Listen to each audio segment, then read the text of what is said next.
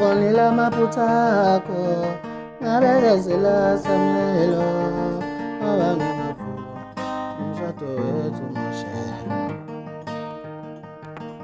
Ngabonile amaphutha akho, ngabekezela Samuelo, ngoba ngingafuni umshado wethu umosheke.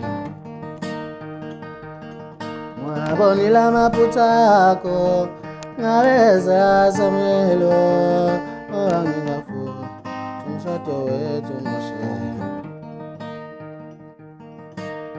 Ngephutha lilodwa nje ngilenzile Samuelo, usukhetha ukuthi wena uhlukanise lo mshado.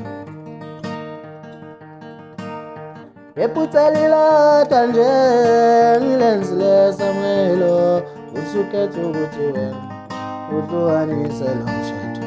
Kulungile, kulungile, kulungile,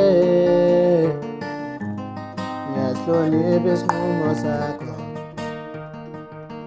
Ngabonile amaphutha akho, ngabekezela Samuelo, ngoba ngingafuni umshado wethu umosheke.